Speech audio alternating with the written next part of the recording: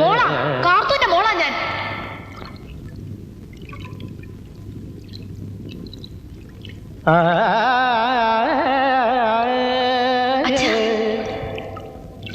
അച്ഛാ,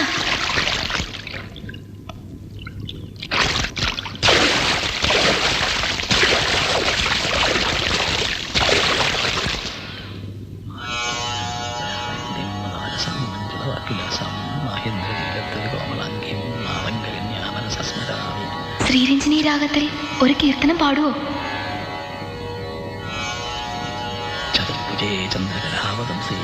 അച്ഛാ, കാർത്തൂന്റെ മോളാ ഞാൻ.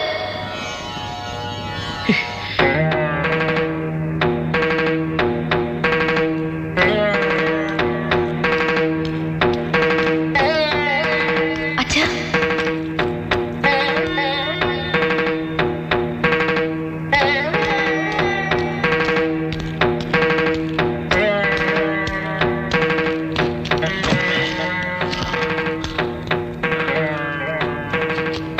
അല്ല, എന്തു പറ്റി? ആകെ ഒരു വല്ലായ്മ. ഞാൻ ഇന്നലെ മുഴുവൻ ശ്രദ്ധിക്കുന്നതാ. ഒന്നുമില്ല, നല്ല സുഖം തോന്നണില്ല. ഞാൻ കുറച്ച് കഷായം എന്തെങ്കിലും എടുക്കട്ടെ? ഒന്നും വേണ്ട, താനേ മാറിക്കോളും.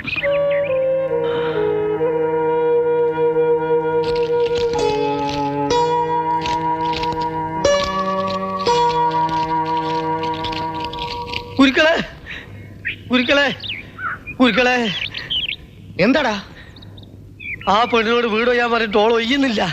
നീയാണ് ഇതിനൊക്കെ കാരണം. അവളെ ഇറക്കി വിടാൻ നിന്നോട് ഞാൻ പറഞ്ഞിരുന്നല്ലേ? അതും ഞാൻ പറഞ്ഞു നോക്കി, കേൾക്കണില്ല.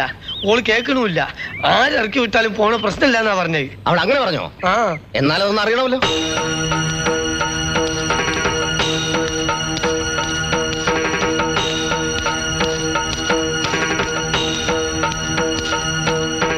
നിന്നോടും ആ കിഴവനോടും ഇന്ന് നേരം വെളുക്കുമ്പോഴേക്കും വീട് ഒഴിഞ്ഞു തരണമെന്ന് പറഞ്ഞിരുന്നില്ലേ?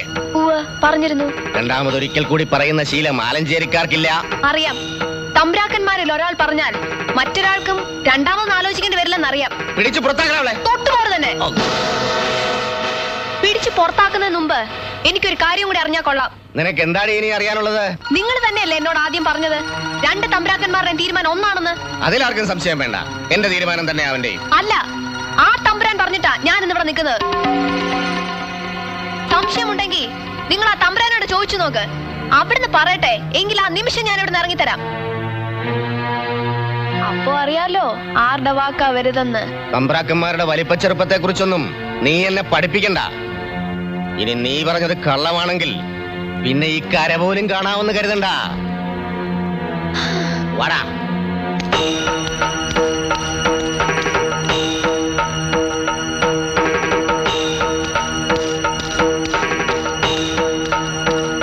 അല്ല, ഗുരുക്കളല്ലേ വരുന്നത്?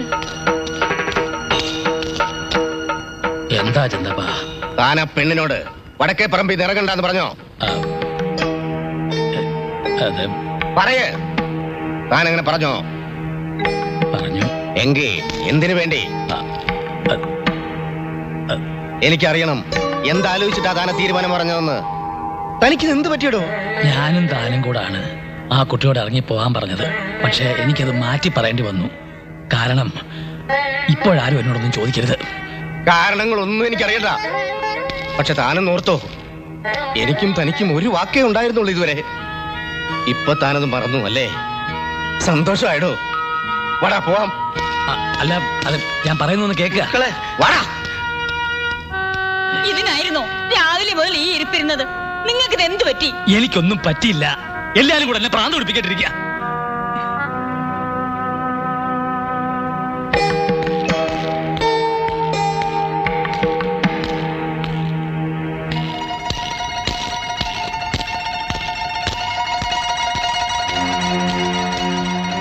ജയക്കുട്ടിയോ?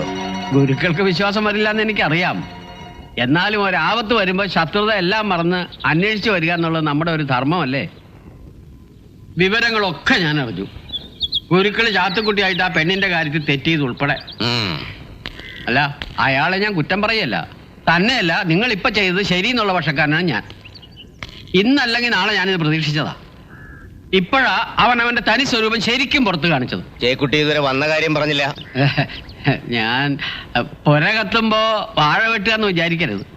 അല്ല, എന്നെ പറ്റി അങ്ങനെ കരുതില്ല എന്ന് എനിക്കറിയാം. അതുകൊണ്ട് പറയാ, ഭാഗവതർക്കെതിരായിട്ട് എന്ത് സഹായം വേണമെങ്കിലും ഗുരുക്കൾക്ക് എന്നോട് ആവശ്യപ്പെടാം. ആ, താൻ എനിക്ക് എന്ത് സഹായവും ചെയ്യുമോ? സംശയം എന്തിരിക്കുന്നു? എന്തും. പക്ഷേ എനിക്ക് അതിനൊരു പ്രതിഫലമൊക്കെ വേണം. പണത്തിന്റെ കാര്യമല്ലെന്ന് അറിയാലോ. എങ്കിൽ തനിക്ക് ഞാൻ ഇപ്പൊ തന്നെ പ്രതിഫലം തരാം. പുര കത്തിക്കാതെ തന്നെ വാഴ വെട്ടാനും അറിയാം മാലഞ്ചേരിക്കാർക്ക്. തനിക്ക് തമ്പ്രാക്കന്മാരെ തമ്മിലടിപ്പിക്കണം അല്ലേ?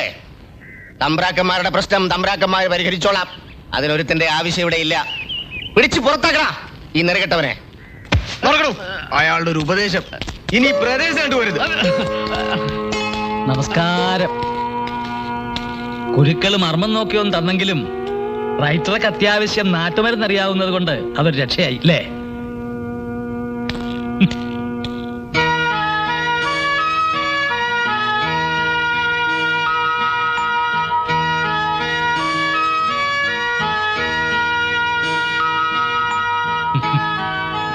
താൻ എന്ത് പോക്കാടും അവിടെ നിന്ന് ഇറങ്ങി പോന്നത്?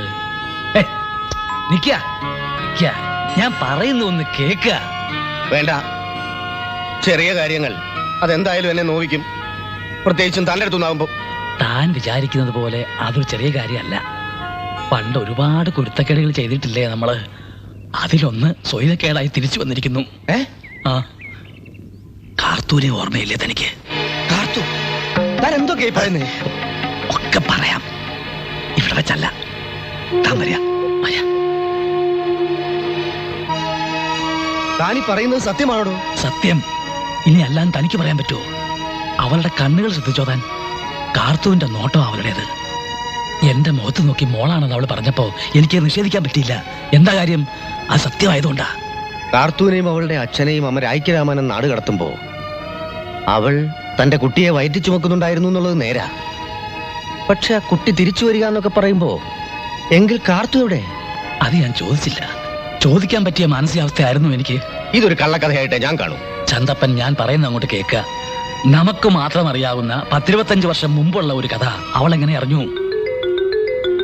അന്ന് അങ്ങനെ ഒരു കയ്യബദ്ധം എനിക്ക് പറ്റി എന്നുള്ളത് നേരാ. ചെറുപ്പത്തിന്റെ ചോരത്തിളപ്പി പറ്റിയ അബദ്ധത്തെക്കുറിച്ച് വേണ്ടുവോളം പശ്ചാത്തപിക്കുകയും ചെയ്തിട്ടുണ്ട്.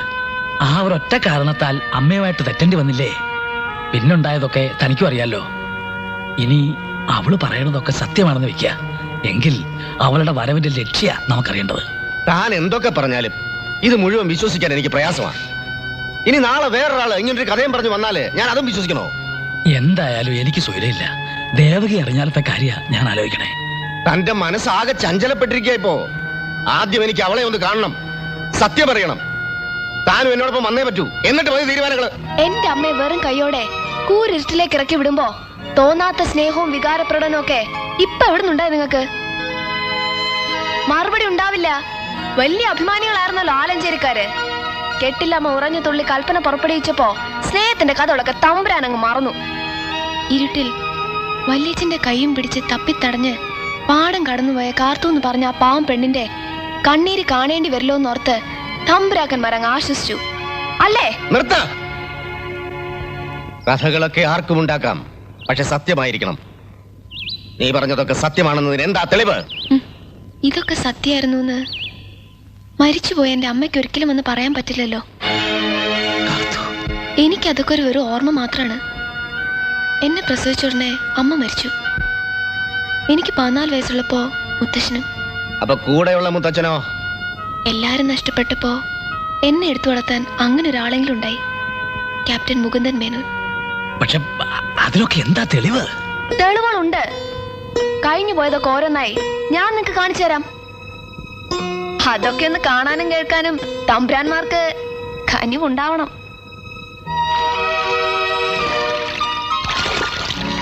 ഈ പുഴക്കരയിൽ വെച്ചാണ് തമ്പുരാൻ കാർത്തൂനെ ആദ്യം കാണുന്നത്. ഒരടിയാത്തി പെണ്ണിന്റെ തമ്പുരാനെ സ്നേഹിക്കാൻ അവകാശമില്ലെന്ന് അവള് പറഞ്ഞപ്പോ തമ്പുരാനാണ് ഞാൻ നിങ്ങളുടെ കൂടെ ഉണ്ടാവെന്ന് പറഞ്ഞ് അവർക്ക് ധൈര്യം കൊടുത്തത്. നേരല്ലേ? അല്ലേ? ഞാൻ പറഞ്ഞു എന്നുള്ളത് സത്യമാണ്. പക്ഷേ അല്ല, ആദ്യം നിങ്ങളെല്ലാം നിഷേധിച്ചതല്ലേ? അപ്പൊ സത്യം മുഴുവൻ പറഞ്ഞു കഴിയുമ്പോഴോ?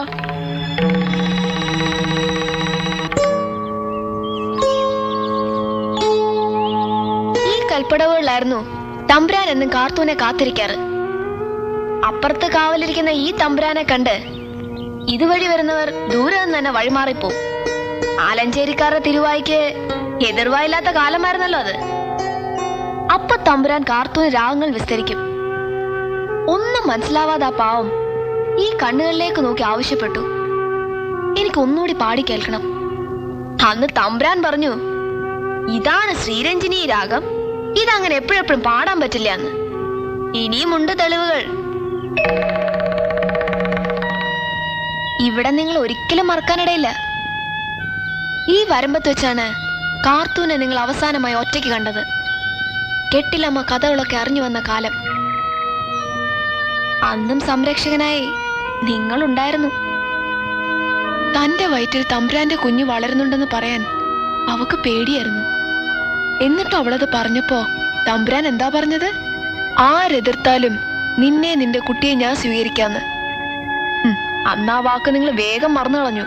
പോട്ടെ, കുറ്റം ആരുടേതെങ്കിലും ആവട്ടെ. ഇന്ന് കാർത്തുമില്ലല്ലോ, അതുകൊണ്ട് അവളെ സ്വീകരിക്കുകയും വേണ്ടല്ലോ. പകരം തമ്പുരാന് ഈ മകളെ സ്വീകരിക്കാൻ പറ്റുമോ? എന്നെ സന്തോഷിപ്പിക്കാൻ വേണ്ടി ഒരു വെറും വാക്കെങ്കിലും പറഞ്ഞൂടെ? എന്നോട് ക്ഷമിക്കൂ കുട്ടി, ഞാൻ ചെയ്തതൊക്കെ തെറ്റാ, എനിക്കറിയാം.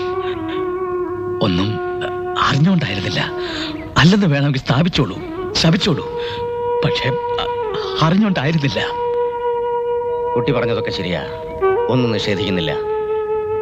നീ ആലഞ്ചേരിയിലെ കണ്ണിയാണെങ്കിൽ അവിടുത്തെ മകളായി തന്നെ വളരും. അതേടോ, എന്നും നമ്മൾ രണ്ടാൾക്കും ഒരേ തീരുമാനമേ ഉണ്ടായിരുന്നുള്ളൂ. ഇക്കാര്യത്തിലും അങ്ങനെ തന്നെ ആവട്ടെ. തൽക്കാലം ഇക്കാര്യം ആരും അറിയണ്ട. പറയേണ്ട സമയം വരുമ്പോ ഞങ്ങൾ പറയും. പക്ഷെ ഇപ്പോ ആരും അറിയണ്ട് ഞാനൊരു ആഗ്രഹം ചോദിച്ചോട്ടെ? എന്താ കുട്ടി? ഞാനൊന്ന് എന്തായാലും പറഞ്ഞോളൂ. ഞാനൊന്ന് അച്ഛാന്ന് വിളിച്ചോട്ടെ? എന്റെ കുട്ടി,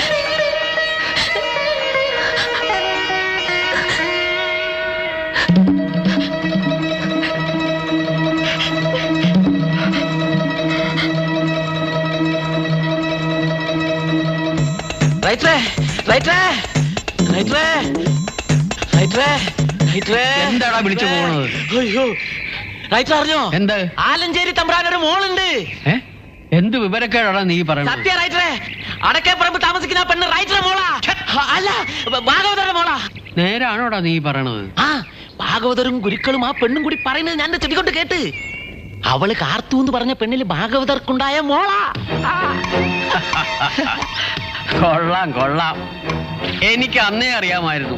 ആ മുതുക്കിത്തള്ള കാർത്തൂനെ കൊണ്ട് നാട് കടത്താൻ പോയപ്പോ എന്നെങ്കിലും അവളും കൊച്ചും തിരിച്ചു വരും. ഇനി ഞാൻ എന്താ ചെയ്യേണ്ടത്? പറയാമേടാ, പോലീസുകാരുടെ തോക്കണ്ടായിട്ട് എന്താ കാര്യം? ഒരു കാര്യമില്ല. വെടി വെക്കണമെങ്കിൽ കളക്ടറുടെ ഓർഡർ വേണ്ടേ? Collector order? ആ, എങ്കിൽ ഞാൻ ഇതാ ഓർഡർ തന്നിരിക്കുന്നു. ഇനി നീ പോയി നാട്ടുമ്പുറത്തെല്ലാം ചെവി പൊട്ടുന്ന ശബ്ദത്തിൽ ഇതങ്ങോട്ട് പ്രചരിപ്പിക്കുക. അപ്പ കാണാം കാക്കക്കൂട്ടി കല്ലിട്ട മാതിരി തമ്പ്രാക്കന്മാർ ഇളകി വരുന്നത്. വരട്ടെ വരട്ടെ വരട്ടെ.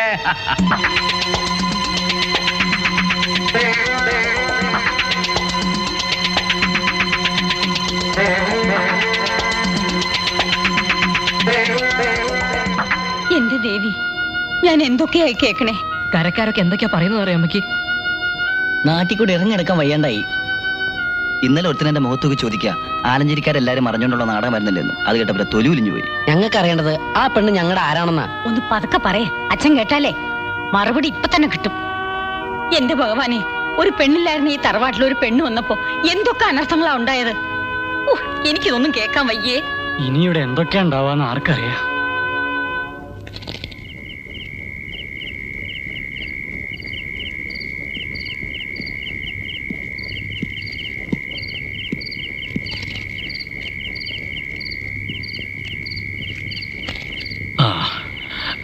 പണിക്കാർക്ക് കൂലി കൊടുത്തോ?